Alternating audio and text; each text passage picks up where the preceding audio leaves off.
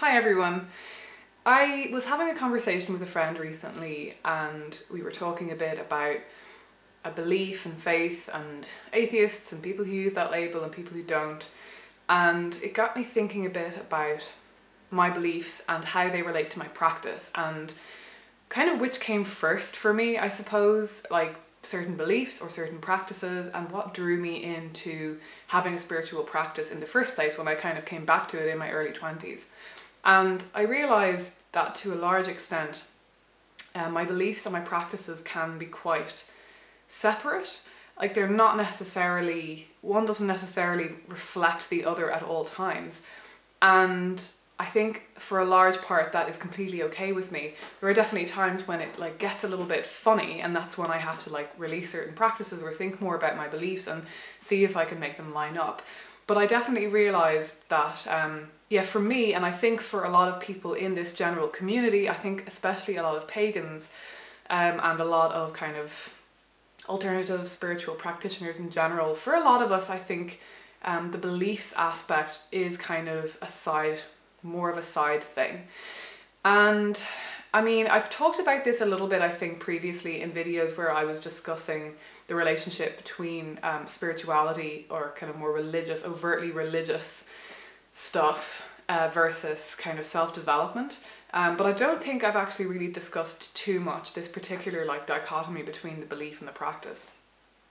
I think what was most interesting to me was that I realized that when I first got back into paganism, essentially, when I started following the Wheel of the Year again, and I started developing rituals to celebrate those days and so on and so forth, for me it was really just about practice. I was at the same time going through a process of trying to figure out my beliefs as well. And beliefs is maybe the wrong word. It was more that I was trying to construct a cosmology for myself that fitted for me and that made sense for me and that was inspiring and motivating. But a lot of working that out was through developing certain kinds of rituals. I was drawn back into the Wheel of the Year because it was a practice that really rang true to me. It was a practice that seemed really beneficial and seemed to tap into some sense that I would experience of the transpersonal through noticing my surroundings, through being in nature, through noticing the garden changing through the year and the light changing and the leaves coming onto the trees and dropping off again. All of that sort of immersing myself in the patterns of this earth. I had already noted in some way, wasn't fully conscious, but I was kind of aware that that would kind of connect me to a certain feeling of awe and even reverence and a feeling of interconnectedness and the transpersonal, like a transcending of myself. So it made a lot of sense for me to turn to something like that when I reached a point in my life where I felt like I needed something more. And it wasn't that I had a faith in something or that I was searching for a relationship with divinity or with a particular deity. It wasn't really about that. It wasn't about searching for that or hunting for that, because I had actually spent years previously hunting for that. I had spent a long time thinking about the question of God when I was still a Christian, of gods when I first discovered paganism, and whether I could truly believe in them in the way that I felt like other Christians did or other pagans did. And just generally speaking, the answer I kept coming up against was no, and that was problematic. And so I kind of kept dropping it away. Like whenever I felt like I couldn't get on board with the beliefs of the other people who were doing this practice, I would feel like it wasn't for me and that my beliefs were too tenuous, my understandings of what divinity could mean were too vague for me to actually have a practice in devotion to that divinity. So it was the realization that I could actually have a practice that was more about experience and feeling rather than expressing any particular belief that diverged from the kind of scientific secular paradigm that I had mostly been raised in. It was realizing that I could do that was what actually brought me back to paganism, brought me back into the fold, and was kind of like that gateway for me back into religion. And like I say, I was doing both, and even though, yeah, the practices were mostly about experiencing something and going after a certain feeling, I was very much open to the idea of interpreting those feelings if I had them, and that maybe my beliefs would change over time based on the experiences that I might have through a spiritual practice.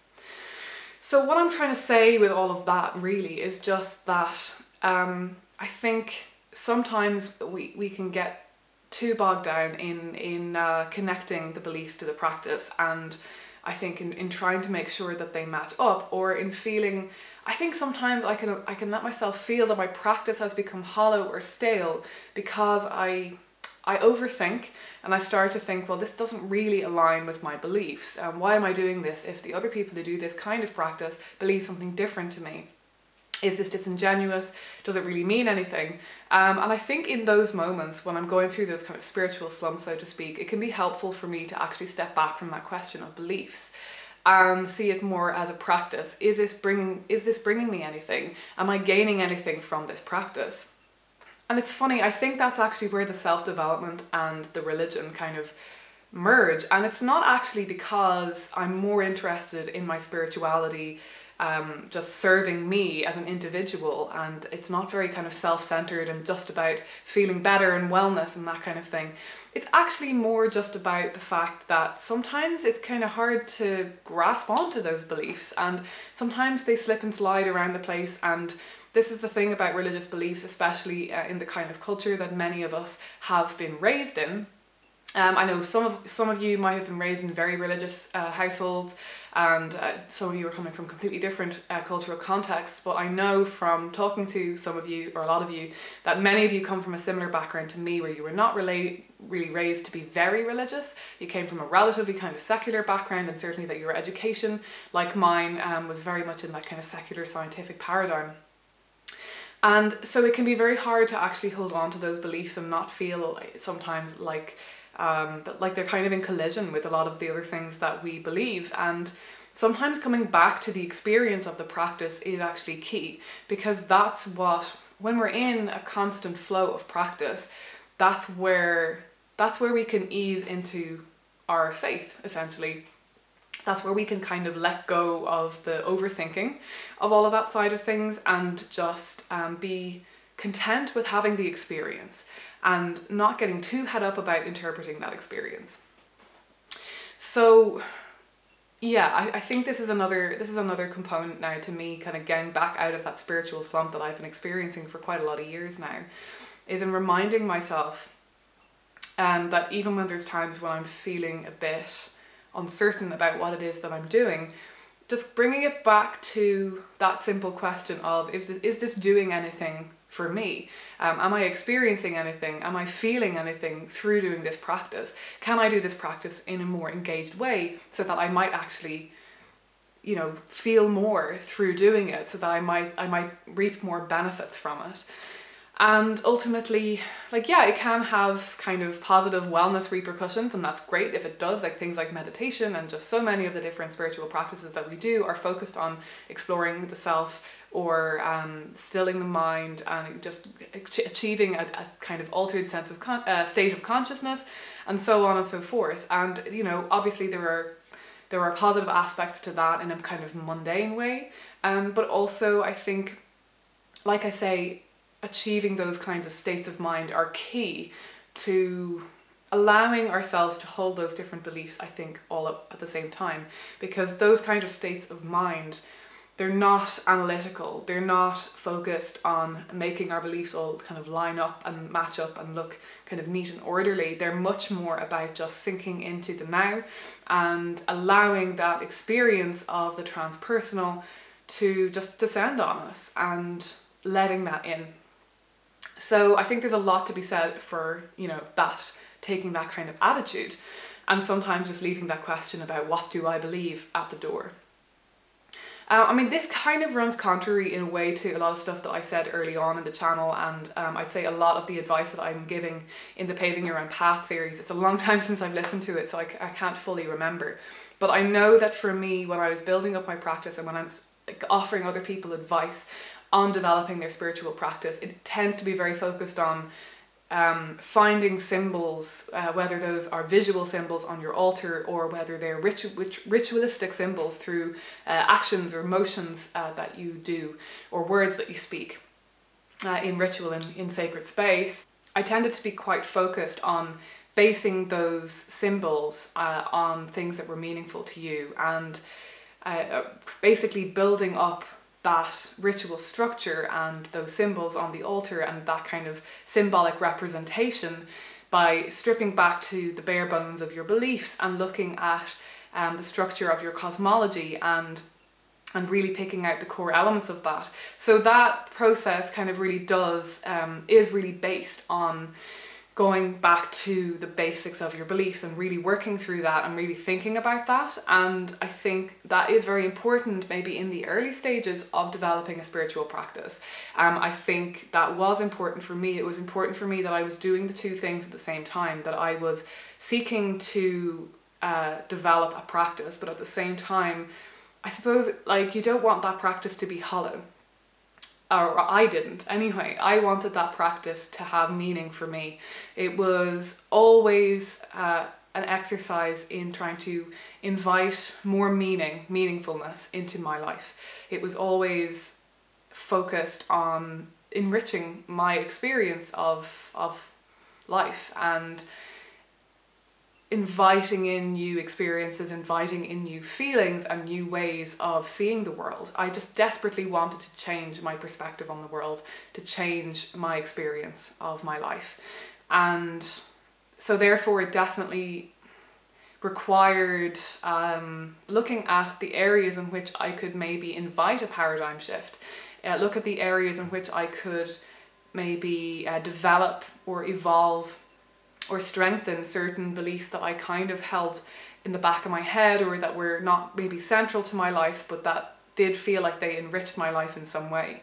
And I think most of the time when we're coming to a spiritual practice, certainly most of you that I've spoken to in the comments and so on, or that I've watched your videos, that is often what we're kind of aiming towards, is that we are actually looking for a paradigm shift, or we've experienced some sort of paradigm shift and we're looking for a way to make that concrete and a way to keep that going. Because if there's one thing I've experienced with religious experiences, is that they don't necessarily stick around.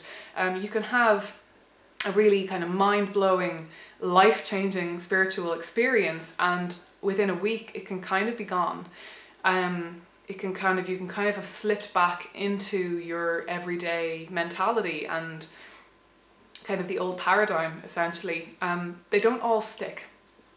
And I find that backing it up with practice, backing it up with some sort of symbolic ritual, some sort of embodied symbolism that you kind of return to repeatedly, that for me has been the only way to make those kind of experiences stick, and to try and hold on to them and keep them around, and to try and make them a part of your life going forward and change your mentality.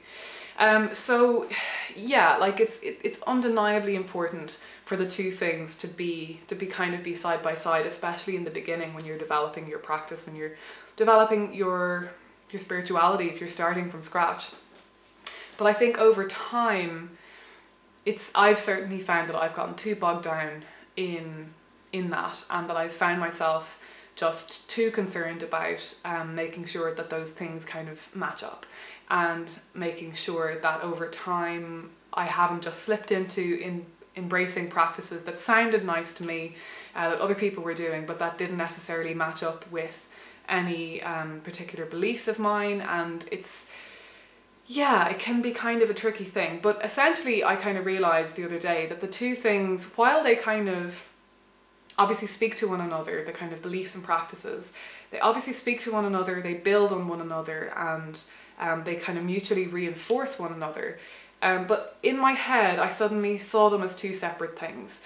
I suddenly saw the whole journey and the whole process as being two different things. And it is because we use our minds in completely different ways when we're doing these two different things.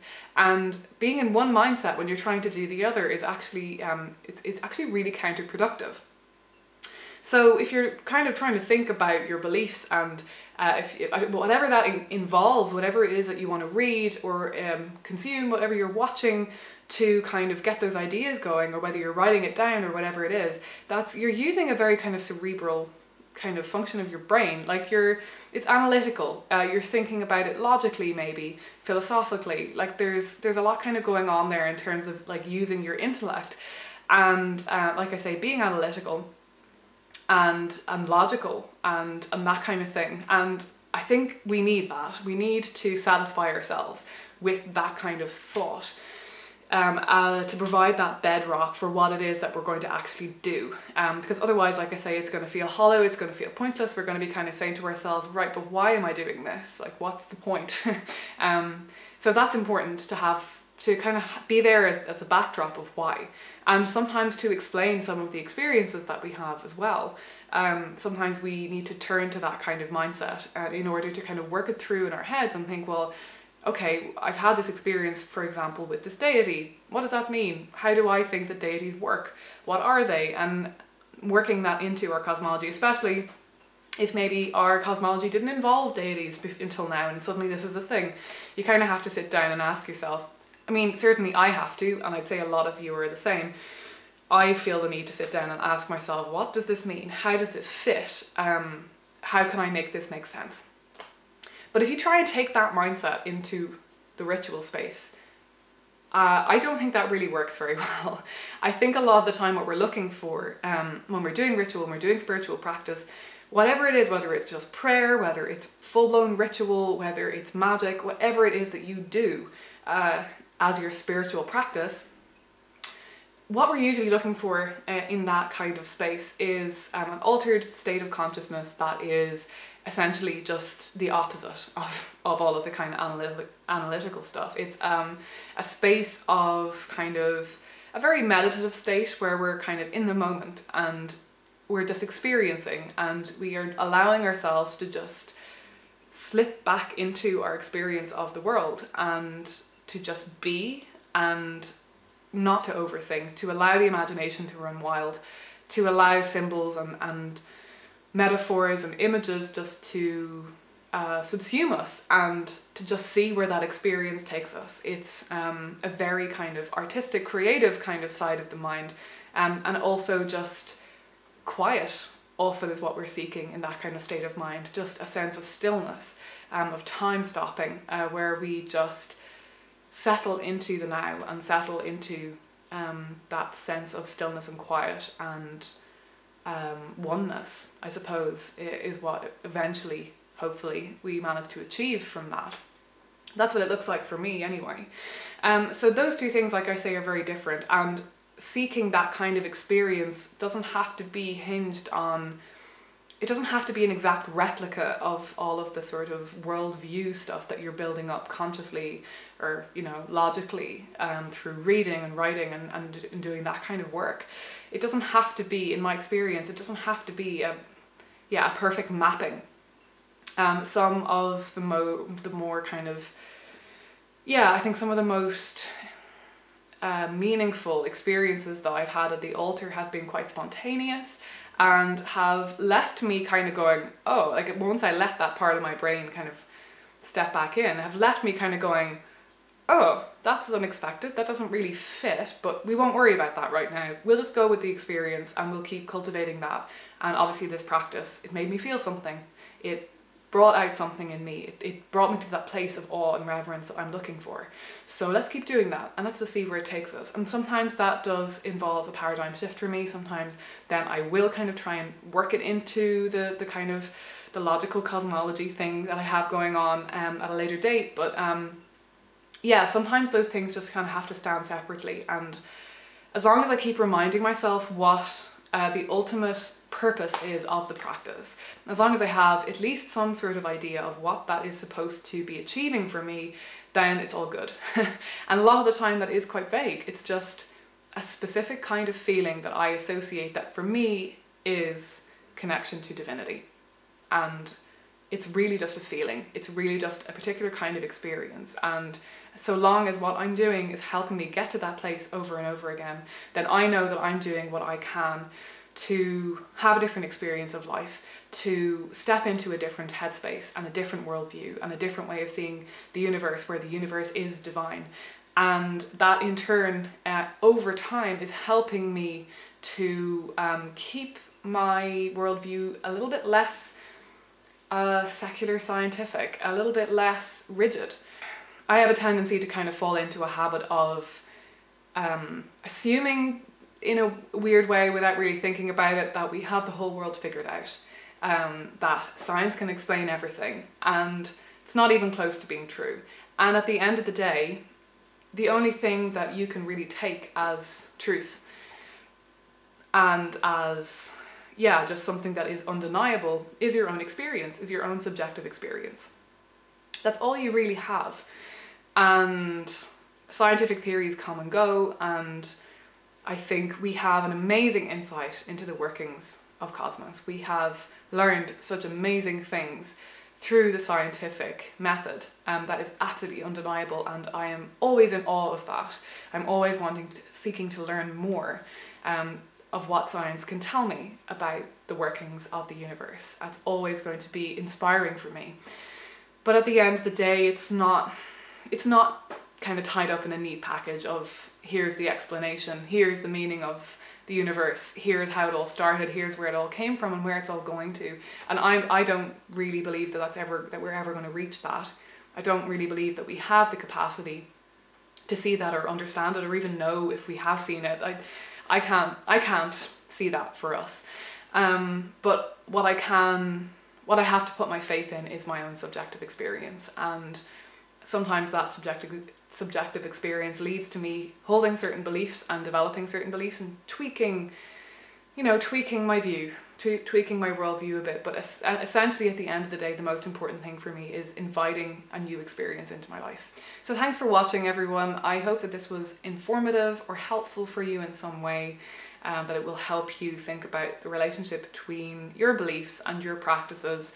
And do let me know your thoughts on this in the comments. And what does that look like for you? To what extent are those two things married together? To what extent are they separate? I would be very, very curious to know how you think about that and how you've worked through that in your spiritual life. So yeah, I hope you're all well. I will talk to you again soon.